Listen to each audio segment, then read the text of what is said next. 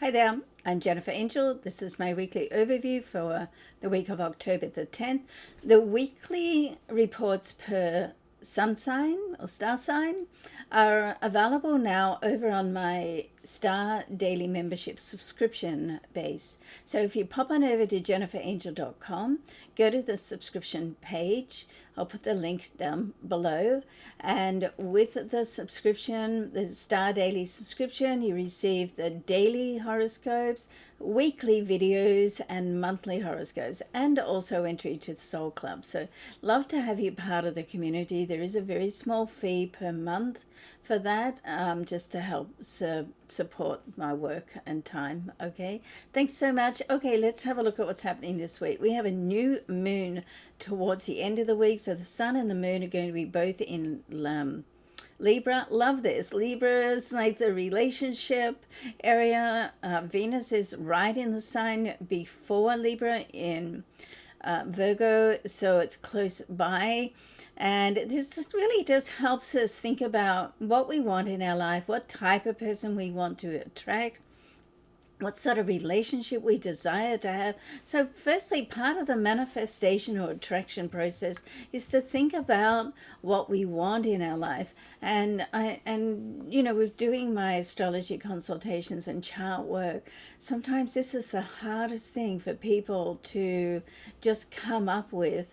And so it's good just to get that sorted out first of all. Okay, and then you can start, because in about another month we're going to have Venus will sort of move in at the end of this month, move into Libra, and it's just a beautiful place for Venus to sit, because it's right in it's going to be right in the sign, or one of the signs that she rules, and just helps to open up those love vibes. But the new moon in this area with the sun and the moon also do that. So this is a great time to sort of get in touch with your inner love self. Okay, now there is a couple of squares this week, as well as a few sextiles. Now the squares are like challenges, and so it sort of like helps us just dive in a little bit deeper. What are the blocks that we have? It brings them up to the forefront so we can look at them, clear them, and when we clear them, we clear that space. So the squares are actually with the sun and Saturn, and the other one is with the sun and Pluto. So pretty heavy duty sort of squares in that sense. But Pluto is the planet of transformation. However, it does sort of dig down deep and uncover anything that really is stuck there, that perhaps you just don't want to deal with. And so it does help to bring it up. And then Saturn helps to rebuild, so it helps to let go of the past and rebuild. So although these squares can be a little confronting, what comes out of it is very freeing and releasing and powerful. So let's take a leaf out of Scorpio's book and sort of like step into the challenge and go through it. Just all you got to do is just take that first step, okay, and decide that you want to sort of let go and to open up. We do also have two sextiles. Sextiles are great because they're opportunities. They are much more inspired, enlightened. They open the door for opportunity. It's still up to you to walk through the door, okay? And the sextiles with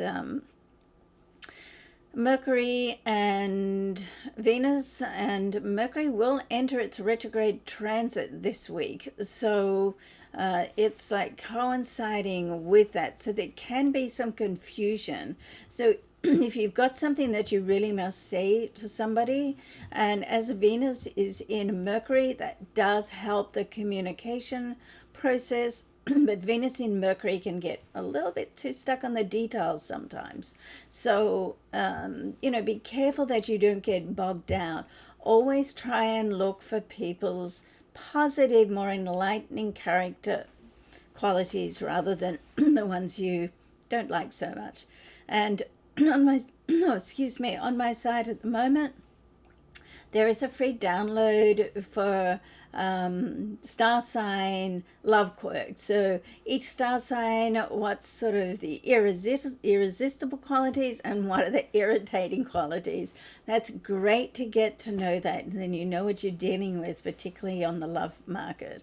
The other sextile is between Jupiter and Neptune. Beautiful energy here, opens up. It's very inspiring, it's imaginative, it's idealistic. I love being idealistic because, when you put your idealistic views out into the universe and you focus on that and keep sort of stepping into that energy, that's when the manifestation can happen. Okay, so you want to like be a vibrational match to what you want to manifest, and this connection between Jupiter, which is the planet of abundance and expansion, and Neptune, which is the planet of imagination and almost fantasy and idealism, really helps you to do that, helps you to get in touch with what it is in here that you really desire to do.